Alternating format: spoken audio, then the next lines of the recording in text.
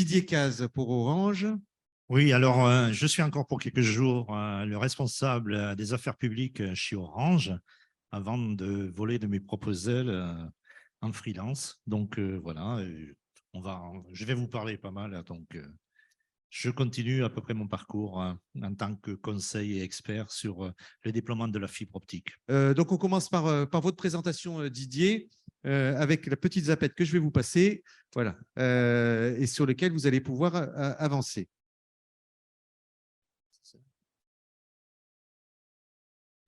Oui, alors justement, j'ai ce rôle un petit peu de mener un peu le débat et d'entraîner un petit peu et de faire cette introduction pour que justement on dise un petit peu où c'est qu'on en est, puisque c'est par habitude, à chaque fois que même j'interviens dans les ateliers de l'ARC ou autres, c'est régulièrement, je rappelle où c'est qu'on en est et vers où on va. Et donc, pour introduire cette table ronde cet après-midi, je voulais qu'on fasse un petit point.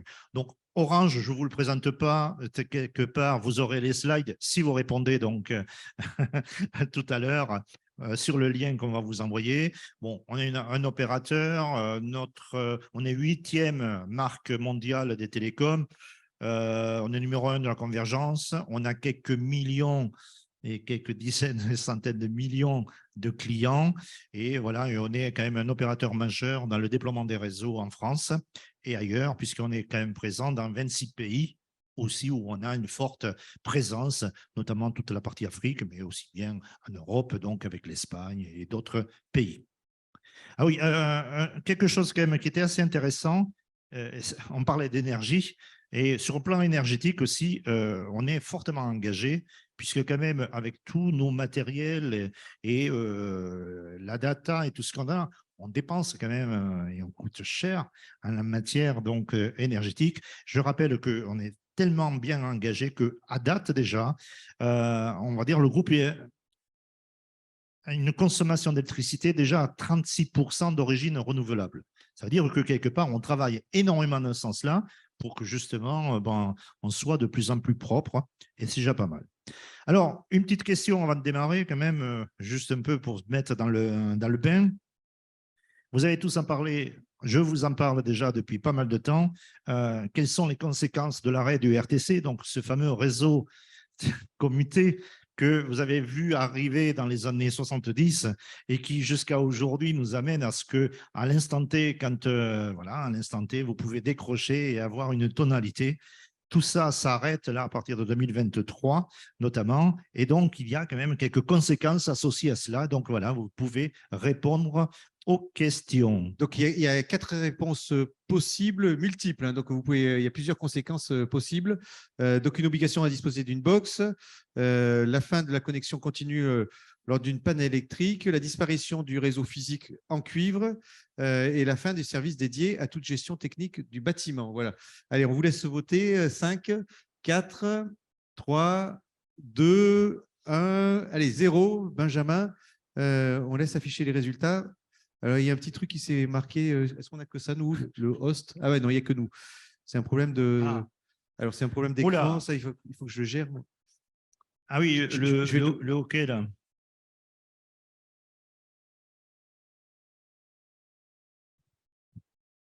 Alors, désolé, cher public. Ah oui, il y a toujours quelques petits soucis de technique, hein, vous savez, surtout en fin de semaine. Hein. Pas simple. Ou alors un effet du 49.3. Je sais pas, Voilà, non, quelque chose. c'est l'écran qui se met en veille. Non, c'est rien. Voilà. Donc, on a les réponses, effectivement, qu'on a derrière.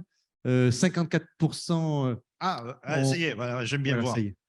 Donc, d'après ce que je vois, vous pensez donc une obligation de disposer d'une box, vous êtes à peu près à 54%. La fin d'une connexion continue lors d'une panne électrique, bon, vous n'êtes pas beaucoup. La disparition du réseau physique, par contre, vous avez vu. Ça va disparaître. Hein. Ça va disparaître. Ça s'affiche juste 30 secondes. Il nous propose là sur la télé les films qu'on pourrait acheter. Ah oui, la disparition des réseaux physiques en cuivre et des services qu'il soutient, la fin des services dédiés à toute gestion. Bon, je vous donne le résultat. Attention, t'attends. Voilà. Alors, ce n'est pas tout à fait ce que vous avez fait transparaître. Ça montre combien il faut qu'on continue à parler sur le sujet. Oui, il faudra une box systématiquement. Maintenant, à partir de demain, donc, il faudra systématiquement avoir une box pour pouvoir avoir ne serait-ce que le téléphone. Allô, seulement. La fin d'une connexion continue entre une panne électrique. Ben alors là, tous les plus anciens, vous devez savoir ça quand même. Que vous savez savoir ça, que grâce au téléphone, à tout moment, même quand il y avait une panne d'électricité dans votre quartier, vous pouviez téléphoner. Parce que tout simplement, on injectait 48 volts dans le fil téléphonique qui permet de continuer à fonctionner. Donc ça, c'est la fin, oui. Il n'y aura plus ce côté-là. Ça là. Par contre, la disparition du réseau physique en cuivre et des services qui le soutiennent, non, et bien sûr, et la fin de services dédiés à toute gestion technique du bâtiment. Ça va s'arrêter comme ça, comme tel, parce qu'il faut trouver d'autres solutions. Donc, ça va être le sujet d'aujourd'hui. Alors, j'attaque mon introduction, justement, aux tables rondes. Je voulais simplement faire quelques rappels. Je ne vais pas être très long. Alors, le numérique, il est devenu quand même un élément essentiel de l'habitat et il a joué et il joue de plus en plus un rôle central dans la continuité de la vie économique et sociale d'un pays. À tout moment, je veux dire, je ne veux pas rappeler ce que malheureusement on a dû subir ces quelques années, ces dernières années, mais heureusement qu'il y avait un accès systématique partout, chez tout le monde, où qu'on soit, même dans les endroits les plus reculés, pour qu'on puisse continuer à se parler, continuer à travailler, continuer à faire que la vie sociale puisse encore exister et continuer même à payer les impôts, puisqu'on pouvait directement le faire comme ça. Alors, je voulais simplement dire que chaque siècle a eu ses grands moments de grands bouleversements. C'est vrai que le XXe siècle, duquel nous venons à peu près tous ici, a fait il y a eu des grands bouleversements, des grands changements. Il y a eu tout ce qui a été dans la mobilité, les réseaux ferrés, tout ça, tout ce qui est l'automobile, tout ce qui a amené, puis ces routes et ces autoroutes. L'électrification, moi, je fais toujours pâlir mes enfants, ou mes petits-enfants encore plus, c'est encore plus facile. Quelque part, quand je leur dis que quand je suis né, ben, il n'y avait pas d'électricité chez moi. Bon, voilà, il n'y avait pas d'électricité chez moi, ils ne pouvaient pas comprendre ça. Pourtant, ils ne me voyaient pas si vieux que ça, mais pourtant, voilà, quelque part, quand je suis né en 57, dans ma maison natale, ben, il n'y avait pas d'électricité. L'eau, il fallait la chercher aussi. Il n'y avait pas l'adduction directe d'eau. Et le téléphone est arrivé après, c'est généralisé un tout petit peu plus tard, même s'il existait déjà, mais il s'est et c'est là que j'ai passé un concours et que je suis allé travailler à la capitale. Bon, voilà, pour déployer le téléphone pour tout le monde en France, voilà, dans les années 70. Et après, par accident, on a découvert donc des choses, l'Internet et tout ça, pour exemple. Bon, donc, c'est des grands marqueurs. Eh bien, le premier chantier de ce 21e siècle se retrouve être justement vers l'accès au très haut débit. Le très haut débit, donc, qu'on va retrouver sur deux supports, la fibre, la 4G, 5G. Voilà, c'est un résumé que je vous fais, mais c'est le premier grand chantier qui a mobilisé autant de personnel et autant de milliards pour que, dès le départ de ce début de ce 21e siècle, on puisse accéder à tout ça et pour que, enfin, on puisse se satisfaire de nouveaux modes de vie. Par exemple, mon lieu de vie est devenu mon lieu de travail. Ça aurait été difficile s'il n'y avait pas eu toutes ces connexions, ces connectivités-là. Mais aussi mon lieu d'apprentissage, je peux apprendre depuis chez moi, je peux accéder à la culture depuis chez moi, je peux commercer depuis chez moi avec les plus grandes marques au monde sans me déplacer. Ça, c'est assez important, mais aussi la médecine, bien sûr, les services de l'État, surtout les services de l'État. Moi, j'arrête pas de dire pour le côté des, comment dirais-je, des territoires, l'attractivité des territoires, mais je dis oui, on pleure parce qu'on nous ferme la trésorerie, on nous ferme tel service d'accès à différentes aides et tout ça. Mais en réalité, aujourd'hui, tout le monde est là chez lui, ça.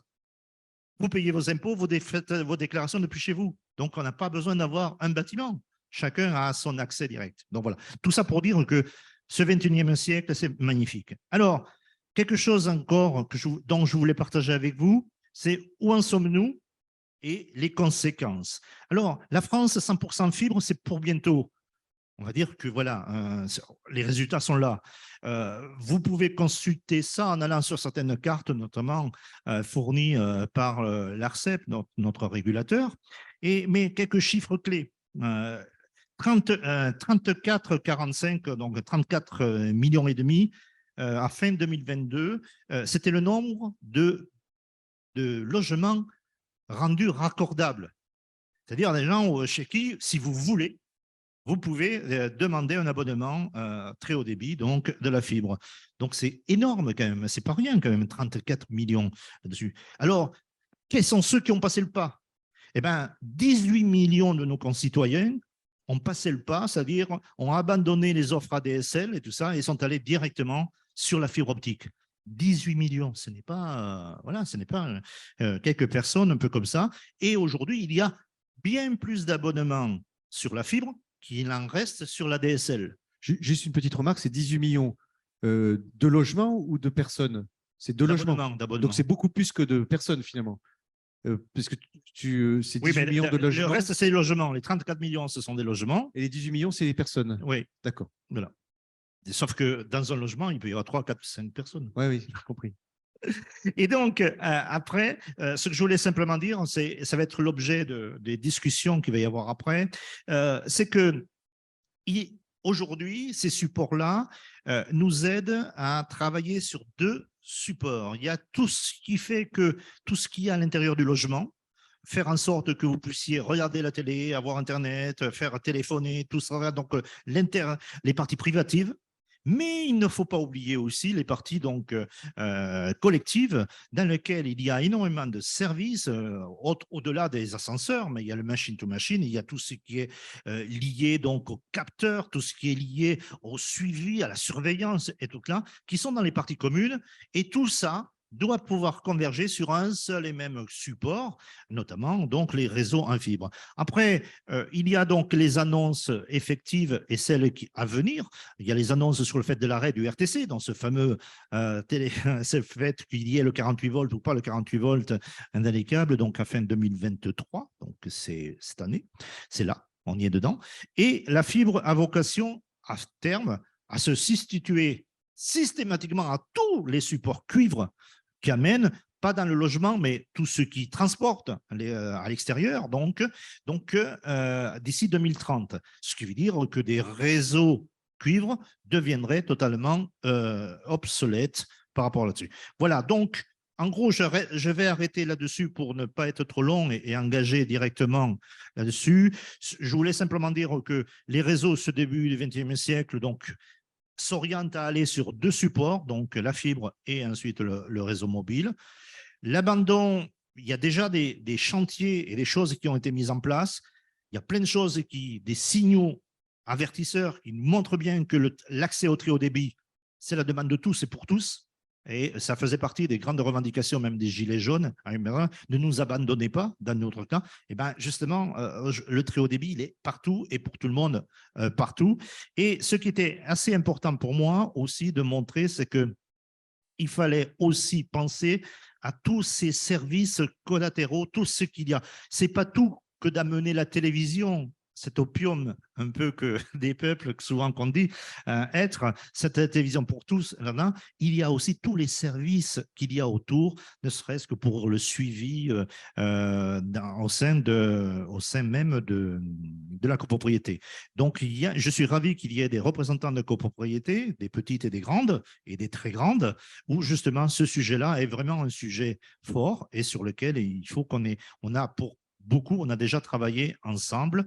Donc voilà, donc le tout IP, donc ce fameux service nouveau et protocole nouveau qui va se généraliser, on va le retrouver dans toutes les copropriétés, trouver des équipements actifs et intelligents avec des intégrateurs pour les faire fonctionner au sein même de chacun des bâtiments ou des internats. Pourquoi? Parce qu'il va falloir quand même que tout ça fonctionne 7 jours sur 7, 24 heures sur 24.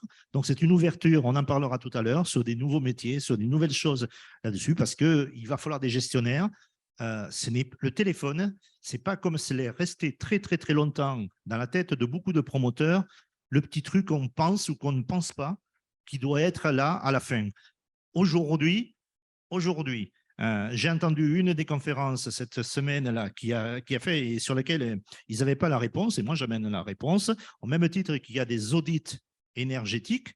Aujourd'hui, il y a déjà des audits sur le côté de la connectivité des bâtiments. C'est-à-dire qu'il y a plusieurs grandes fédérations d'agents immobiliers et tout ça, qui ont inclus systématiquement dans la petite plaquette, quand ils vous vendent un appartement ou un immeuble, la fibre est là, il y a tel et tel opérateur de présent et vous avez accès à ceci et cela. Oui. Donc, ça fait partie quand même dans les choix et les critères de choix qu'ont maintenant les futurs acheteurs, de pouvoir dire, ah oui, là, j'achète parce que moi, je ne suis pas paumé, je vais pouvoir télétravailler depuis là, je vais pouvoir être consultant depuis là et tout ça. C'est un minimum. Il y a, pour certains, c'est indispensable. C'est-à-dire que je ne peux même plus être dans un logement si je n'ai pas la fibre parce que Tout à fait. si j'ai des contraintes professionnelles ou des contraintes de garde, et donc si je ne suis pas équipé avec la fibre, je ne peux pas les avoir. Donc là, effectivement, tes coordonnées Oui, alors ces coordonnées-là, vous les oubliez un petit peu, hein, parce que bon, sous peu, cette adresse .com va disparaître. Elle sera en .fr.